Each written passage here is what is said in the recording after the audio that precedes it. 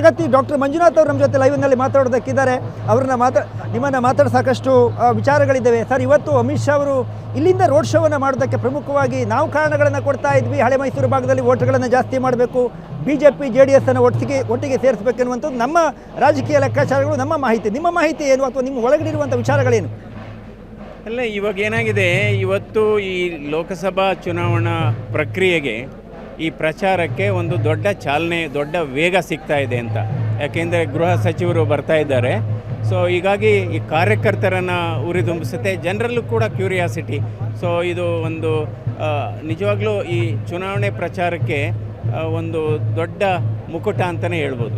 ಯಾರು ಇವತ್ತಿನ ಕಾರ್ಯಕ್ರಮದಲ್ಲಿ ಕುಮಾರಸ್ವಾಮಿ ಅವರು ಇರ್ತಾರೆ, ಡಾಕ್ಟರ್ ಅಶ್ವಥ್ ನಾರಾಯಣ ಅವರು ಇರ್ತಾರೆ, ತಾವು ಇರ್ತೀರಿ. ನಾಮಪತ್ರವನ್ನು 4ನೇ ತಾರೀಕು ಸಲ್ಲಿಸ್ತೀನಿ ಅಂತ ನೀವು ಹೇಳಿದಿರಿ.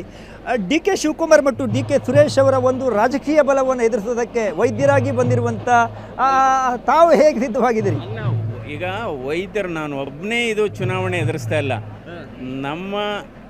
ನನ್ನ ಜೊತೆ JDS ಪಕ್ಷ ಇದೆ, ನನ್ನ ಜೊತೆ BJP ಪಕ್ಷ ಇದೆ, ನಮ್ಮ ಜೊತೆ ಎಲ್ಲ ನಮ್ಮ ಪ್ರಧಾನಮಂತ್ರಿಗಳಾದಂಥ ನರೇಂದ್ರ ಮೋದಿ ಅವರ ಚಾರಿಷ್ಮಾ ಇದೆ.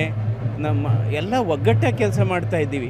ಇಲ್ಲಿ ಏನಾಗಿದೆ, BJP ಮತ್ತು JDS ಅದರ ಶಕ್ತಿ ಕೂಡ ಚೆನ್ನಾಗಿದೆ. ಇಲ್ಲಿ ಎಲ್ಲ ಕ್ಷೇತ್ರಗಳಲ್ಲೂ ಶಕ್ತಿ ಇದೆ. ಲಾಸ್ಟ್ ಟೈಮ್ ಏನಾಯಿತು, 2019ನೇ ಲೋಕಸಭಾ ಚುನಾವಣೆಯಲ್ಲಿ ಕಾಂಗ್ರೆಸ್ಸು ಮತ್ತು JDS ಅಲಯನ್ಸ್ ಇತ್ತು, ಹಾಗಾಗಿ ಅವ್ರು ಗೆದ್ದರು. ಆವಾಗಲೂ ಕೂಡ BJP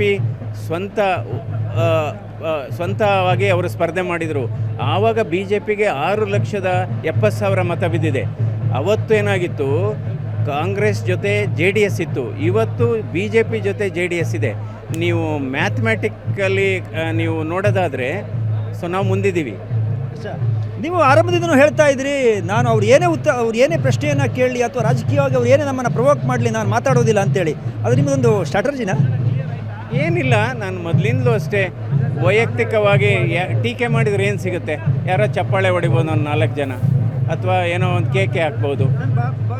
ಕೇಳಬೇಕು ಅಂದ್ಕೊಂಡಿದ್ದೆ ಈ ಪ್ರಶ್ನೆ ನಿಮಗೆ. ನೀವು JDS ಪಾರ್ಟಿ ಚೆನ್ನಾಗಿಲ್ಲ ಅಂತ ಹೇಳಿ BJP ಸೇರಿದ್ರಿ ಅಂತ ಕಾಂಗ್ರೆಸ್ಸರು ಆರೋಪ ಮಾಡಿದ್ರು, ತಮ್ಮ ಗಮನಕ್ಕೆ ಬಂದಿರ್ಬೋದು.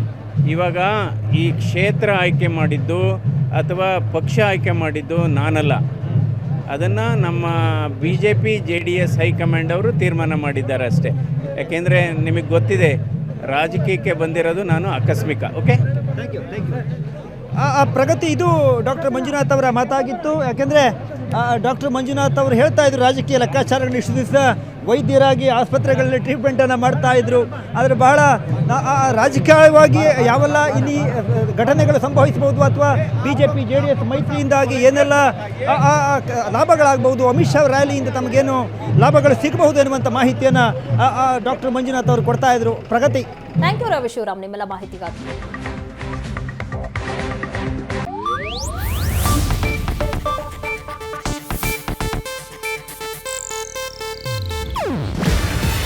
ಇದು ಏಷ್ಯಾನೆಟ್ ನ್ಯೂಸ್ ನೆಟ್ವರ್ಕ್ ಪ್ರಸ್ತುತಿ.